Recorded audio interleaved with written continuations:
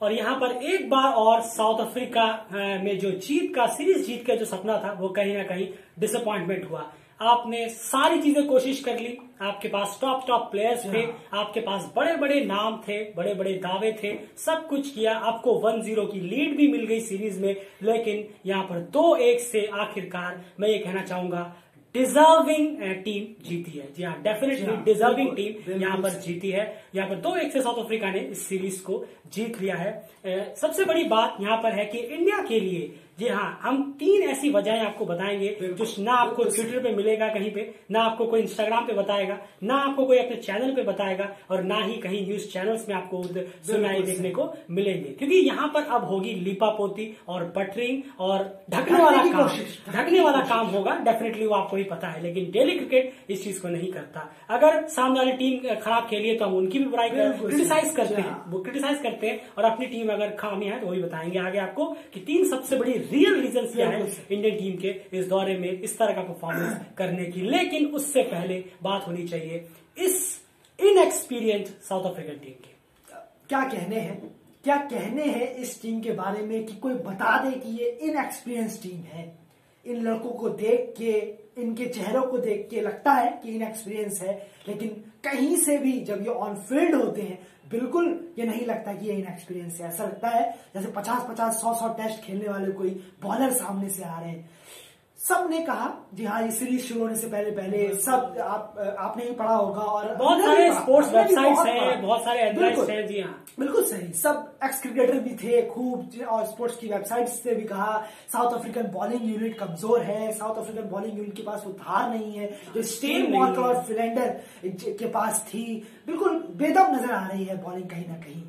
और आज जो दिन है, जी हाँ, 2-1 से जो इतिहास है वो साउथ अफ्रीका ने रचा है, वो उस टीम ने जिनकी आप कह रहे थे कि बॉलिंग में धार ही नहीं है। सबसे बड़ी बात हमारे जो प्रॉब्लम यही हो जाती है कि चीजों को जो है, जैसे हमने कहा आपको कि लीपापोती के चक्कर में, ढकने के चक्कर में चीजों को अंडर एस्टिमेट कर देते हैं, हम इग्नोर कर देते हैं, और कहीं ना कहीं इसका खामियाजा हमें देखने को मिलता है। 1-0 की लीड के बावजूद बिना हासिम अमला थे, ना एबी डिविलियर्स थे, ना फिलिंडर्स नहीं थे, उसके बावजूद भी इतने यंग पीरियड की टीम ने जिस तरह से परफॉर्मेंस किया, 1-0 से पटकनी खाने के बाद उन्होंने बाउंसर झेला, उन्होंने शॉर्ट बॉल झेली, उन्होंने गालियां झेली, उन्होंने टोन झेले, उन्होंने उल्टे सीधे क्रिटिसिज्म झेला, दुनिया भर की उल्टी सीधी बातें सब हुई हैं, सब कुछ झेला, लेकिन एट द एंड जो विनर बन के निकले हैं वो डिजर्विंग विनर है। साउथ अफ्रीका की मैं बात कर रहा हूँ। अब जरा आ जाते हैं कि आखिर 3 वो सबसे बड़ी वजह है कौन सी है जिस वजह से इंडियन टीम को हार का सामना करना पड़ा है। बिल्कुल, और सबसे पहली वजह है कि हमारी टीम की बैटिंग। जिस तरीके से हमारे बैट्समैन इतने ज्यादा हॉरेबल फ्लॉप जा रहे हैं, सभी की बात कर रहा हूं, एक इनिंग से टेस्ट में कुछ नहीं होता, कोई बड़ा अंतर पैदा नहीं होता कि एक इनिंग में आपने ये फला कर दिया, एक इनिंग में आपने वो फला कर दिया, ऐसा कुछ नहीं होता। टेस्ट क्रिकेट में कंटिन्यूअसली चाहिए वो कंसिस्टेंसी रन चाहिए, जो हमने इस सीरीज में देखी है दूसरी टीम की तरफ से। ये सबसे बड़ा फ्लॉप शो, किसी भी डाउन में उतरिए, किसी भी जगह उतरिए, आपको फ्लॉप शो दिखेगा, कहीं कुछ नहीं दिखेगा। बिल्कुल, कहीं ना कहीं अगर मैं बात करूं ओपनिंग की, के एल राहुल की अगर मैं बात करूं, वो यही है, जैसे कि आयन आपने कहा था सीरीज शुरू होने के पहले दिन ही, पहले मैच के पहले दिन ही आयन ने कहा था कि राहुल को आप देख लीजिएगा, ये 1 सेंचुरी मारेंगे सीरीज में, उसके बाद इनका फ्लॉप शो चालू हो जाएगा, और वही हुआ। इन्होंने 1 सीरीज मारी, 1 सेंचुरी मारी, और उसके बाद इनका फ्लॉप शो चालू हो गया। ये नहीं कि 1 सेंचुरी मार के आपकी सारी चीजें ढक जाती है, आपने बहुत ज्यादा देश के लिए कर दिया, कुछ किया नहीं है, ये ड्यूटी है। बिल्कुल, मयंक अग्रवाल लगातार फ्लॉप है, वो तो एक शतक भी उनके नसीब नहीं हुआ। सबसे बड़ी बात होती है टेस्ट क्रिकेट में, जब आप एक तो होता है ओपनिंग, जहां पर कहीं ना कहीं मयंक अग्रवाल फ्लॉप होते हुए नजर आए, 1 डाउन, 2nd डाउन और 3rd डाउन। वहीं पर मैं अगर कंपेयर करूं साउथ अफ्रीका की, तो वहां पर देखिए आप कीगान पीटरसन, डीन एल्गर और बमूमा, इन तीनों ने 200+ करीब स्कोर मारे हैं। सबसे हाईएस्ट जो रन स्कोरर रहे हैं थ्रू आउट पूरी सीरीज के दोनों टीमों की तरफ से, वो कीगान पीटरसन जो कि एक 2nd डाउन बैट्समैन है।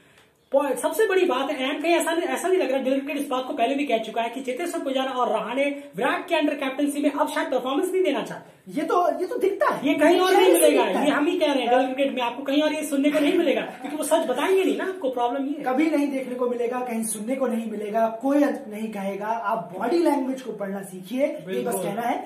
पुजारा और रहाणे ये 2 उनका अलग माइंडसेट चल रहा है, उनका अलग प्लान चल रहा है, कुछ खेलने का तरीका मुझे नहीं मालूम, उसमें मैं ज्यादा पढ़ना नहीं चाहता। वो वेस्ट होगा, WASTE, वेस्ट होगा उनके ऊपर 1 मिनट भी खर्चा करना, क्योंकि उनके ऊपर तो वो तो प्लान बना के आए थे सीरीज से पहले, तो सॉरी वेस्ट होगा। सबसे पहला रीजन यही है, डेफिनेटली सबसे बड़ा रीजन कहीं ना कहीं ये है, आपके पास अगर 1 सेकंड डाउन 3rd डाउन में प्लेयर इस तरह से नहीं है जो स्टेबिलिटी के साथ कंसिस्टेंसी परफॉर्म कर सके, तो फिर आप टेस्ट क्रिकेट जीत ही नहीं पाएंगे सर कहीं ना कहीं। चलिए बात करते हैं सेकंड सबसे बड़ी रीजन की उनके हारने की। बिल्कुल, और वो है सबसे बड़ा रीजन जो साउथ अफ्रीका के पास था, हमारे पास नहीं, और वो है थर्ड सीमर का। बिल्कुल, थर्ड सीमर का हमें बहुत ज्यादा कमी खली है, हॉरेबली कमी खली है हमें इस सीरीज में।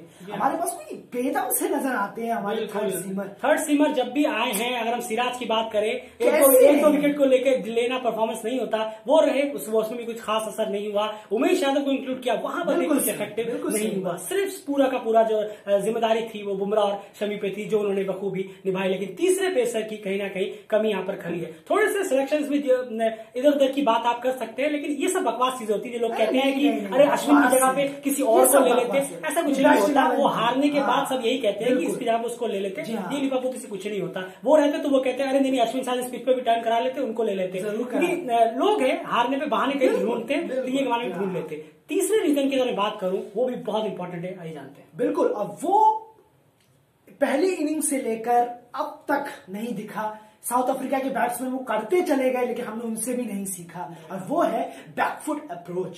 जी हाँ, बैकफुट पे जाके कैसे खेलना है, किस तरीके से खेलना है। बॉल ज्यादा उछाल ले रही है तो बैकफुट पे जाइए। मैंने कहीं नहीं देखा कि ज्यादा उछाल ले रही है और आप फ्रंट फुट पे खेलने जा रहे हैं। ये हंसी का पात्र बन जाता है जब ऐसी चीजें होती हैं ग्राउंड पे। जिस तरह का पिच थी, जिस तरह की ग्राउंड थी, बैकफुट शॉट्स ज्यादा कामयाब होते हैं, लेकिन कहीं ना कहीं आप सारे के सारे फ्रंट फुट पे जा रहे हैं और वही गलती कर रहे हैं। ऐसा लग रहा है कि कोई प्रैक्टिस ही नहीं, कुछ नहीं है।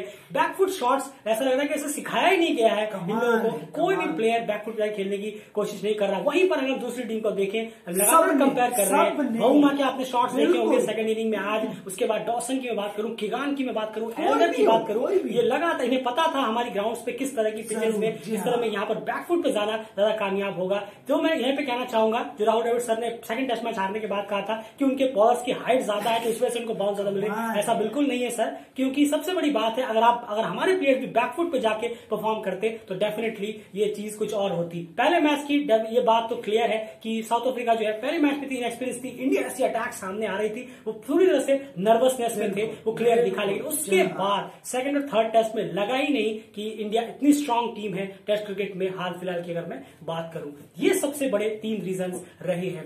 साउथ अफ्रीका के बारे में आप क्या कहना चाहेंगे? 3 स्टार प्लेयर अगर आपको पिक करने हो और क्यों?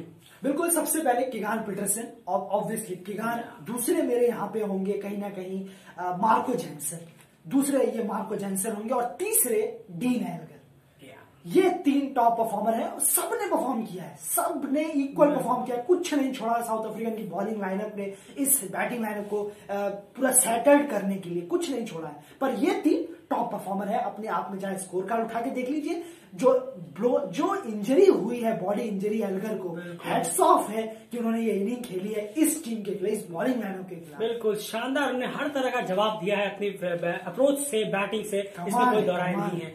मार्को जेनसन और कहीं ना कहीं किगान पीटरसन, ये 2 जबरदस्त परफॉर्मर निकल कर आए हैं। कहीं ना कहीं उन्होंने शानदार बॉलिंग की है और परफॉर्मेंस दी है किगान पीटरसन ने। किगान पीटरसन की इनिंग लगातार कंसिस्टेंसी रही है, यही कहीं ना कहीं कंसिस्टेंसी इंडिया की बैटिंग लाइनअप में कमी खली है। इन दोनों को आप पिछले अगले 2 साल में कहां देखते हैं रेड बॉल क्रिकेट में साउथ अफ्रीका के लिए? नहीं, बहुत ज्यादा हाई रेट करना होगा, बहुत ज्यादा उम्मीदें हो गई है अब साथ साथ एल्गर को भी और हमें भी, जो क्रिकेट फैंस है, रियल क्रिकेट फैंस, बिल्कुल रियल क्रिकेट फैंस है, वो अच्छा क्रिकेट देखना चाहते हैं। और अच्छा क्रिकेट तभी मिलेगा जब आपको टॉप नॉच प्लेयर मिलेंगे देखने के लिए और खेलने वाले अच्छे प्लेयर में, तो वो ये 2 जरूर है। बहुत उम्मीदें हैं इनसे। कांग्रेचुलेशन साउथ अफ्रीका को, बेहतरीन सीरीज आपने जीती है 2-1 से, और बिल्कुल डिजर्विंग है आप हर तरीके से। जिस तरह के 1-0 होने के बाद बाउंस बैक करके 2 मैच जीतना इंडिया के सामने बिल्कुल भी आसान नहीं होता और मानना पड़ेगा जबरदस्त परफॉर्मेंस देखने को मिली है होल टीम में। और कहीं ना कहीं ये साउथ अफ्रीकन क्रिकेट के लिए रेड बॉल में एक माइलस्टोन साबित हो सकता है। आप इसके बाद साउथ अफ्रीका को ऊपर की सीढ़ियां ही चढ़ते हुए देखेंगे रेड बॉल में, खास करके इसमें कोई दौराय नहीं है। स्ट्रेट फॉरवर्ड एनालिसिस और रियल एनालिसिस अगर पसंद आया तो वीडियो को लाइक जरूर करिए, चैनल को सब्सक्राइब करिए ताकि इस तरह के एनालिसिस आपके सामने आते रहे। लोगों को, आपके जो दोस्त यार हैं, उनको प्लीज इस वीडियो को शेयर ज्यादा करिए, उनसे भी कहिए कि एक बार हमारे इस एनालिसिस को सुन के जरूर देखें, क्योंकि हम अनबाइस सबके साथ रहते हैं। जैसे हमने आपको पहले ही कहा, अगर हमारी टीम हारती है तो हम उनको भी बराबर क्रिटिसाइज करते हैं और सामने वाली टीम को भी जो गलतियां हैं उनको लेकर आते हैं, जो आपको लिपअप होती है इस चैनल पे आपको देखने को नहीं मिलेगी। एफर्ट के लिए प्लीज वीडियो को लाइक करिए, अपने राय जरूर रखिए कमेंट बॉक्स में। फिलहाल इस वीडियो में इतना ही, बाय।